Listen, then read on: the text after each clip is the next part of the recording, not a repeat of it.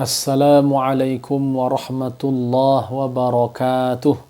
Alhamdulillah alladzi anzala ala 'abdihi al-kitaba wa lam yaj'al lahu 'iwaja qayyima. Wassalatu wassalamu ala habibina Muhammadin sallallahu alaihi wasallam wa ala alihi wa ashabihi wa mawalah. Amma ba'd. Saudara-saudariku yang mulia, keutamaan mengajari orang lain dan mengajaknya kepada kebaikan. Allah Subhanahu wa taala mengabarkan tugas Rasulullah sallallahu alaihi wasallam dalam firman-Nya, "Huwallazi ba'atsa fil ummiyina rasulan minhum yatlu 'alaihim ayatihi wa yuzakkihim wa yu'allimuhumul kitaba wal hikmata wa in kanu min qablu lafi dhalalin mubin." Dialah yang mengutus seorang rasul kepada kaum yang buta huruf dari kalangan mereka sendiri, yang membacakan kepada mereka ayat-ayatnya, mensucikan jiwa mereka, dan mengajarkan kepada mereka Alkitab dan Al-Hikmah, yaitu sunnah. Surah Al-Jumu'ah ayat 2. Allah Subhanahu wa ta'ala juga menegaskan kebaikan suatu umat jika mereka beramar ma'ruf dan nahi mungkar. Allah Subhanahu wa ta'ala berfirman, "Kuntum khaira ummatin ukhrijat lin-nasi ta'muruna bil ma'ruf wa tanhauna 'anil munkar wa tu'minuna billah walau amana ahlul kitabi lakana khairan lahum minhumul mu'minuna wa aktsaruhumul fasiqun." Kamu umat Islam adalah umat yang terbaik yang dilahirkan untuk manusia, karena kamu menyuruh berbuat yang ma'ruf dan mencegah dari yang mungkar. Surah Ali Imran ayat 110. Dalam hadis yang diriwayatkan oleh Abu Mas'ud, Uqbah bin Amir al-Ansari radhiyallahu an, dia berkata bahwa Rasulullah sallallahu alaihi wasallam bersabda, "Man dalla ala khairin falahu mithlu ajri fa'ilih." Barang siapa menunjukkan kepada kebaikan, maka baginya pahala yang sama dengan orang yang mengerjakan kebaikan itu. Hadis riwayat Muslim.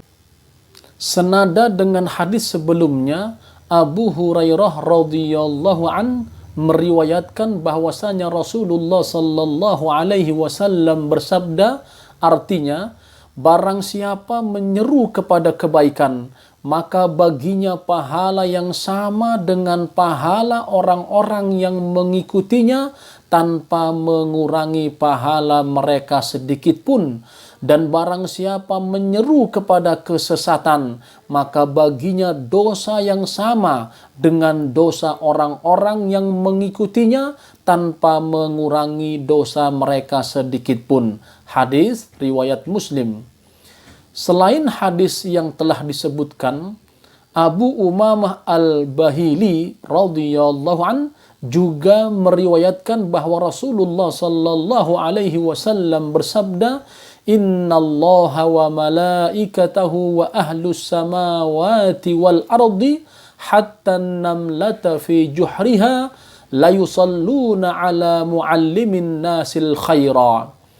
Sesungguhnya Allah, para malaikatnya, serta penduduk langit dan bumi, hingga semut yang ada di dalam sarangnya, mereka akan mendoakan dan memintakan ampunan bagi orang yang mengajarkan kebaikan kepada manusia.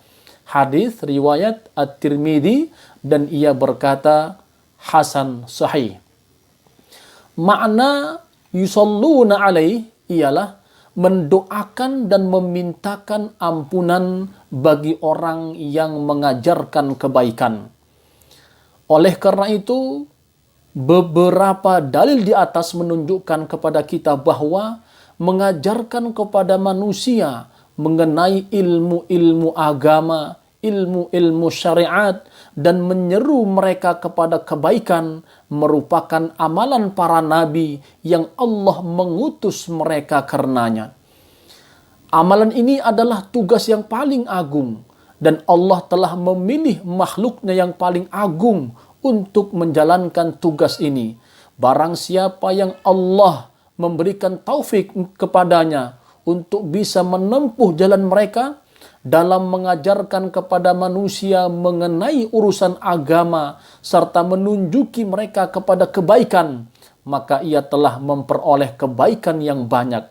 Karena dengan sebab tersebarnya ilmu dan amar ma'ruf nahi mungkar akan didapatkan kebaikan di muka bumi dan juga sebagai bentuk penegakan hujah Allah Subhanahu wa taala terhadap manusia di saat nanti pada hari kiamat di padang mahsyar Allah Subhanahu wa taala mengumpulkan seluruh makhluknya di hadapannya. Dari pemaparan di atas dapat kita simpulkan beberapa poin. Di antaranya, pertama, mengajarkan kebaikan kepada manusia termasuk amalan para nabi. Kedua, keutamaan mengajarkan kepada manusia ilmu-ilmu agama.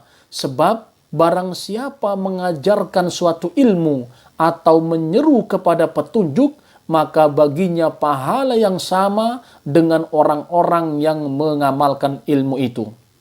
Ketiga, besarnya pahala orang yang mengajarkan kebaikan kepada manusia, sebab Allah akan memberikan pujian kepadanya, serta penduduk langit dan bumi akan memintakan ampunan untuknya. Hal ini dikarenakan akan diperolehnya kebaikan di muka bumi, lantaran tersebarnya ilmu kebaikan tersebut. Keempat, keutamaan berdakwah mengajak untuk kembali kepada Allah dan menyeru kepada manusia agar beramar ma'ruf nahi dan mungkar. Semoga bermanfaat. Wassalamualaikum warahmatullahi wabarakatuh.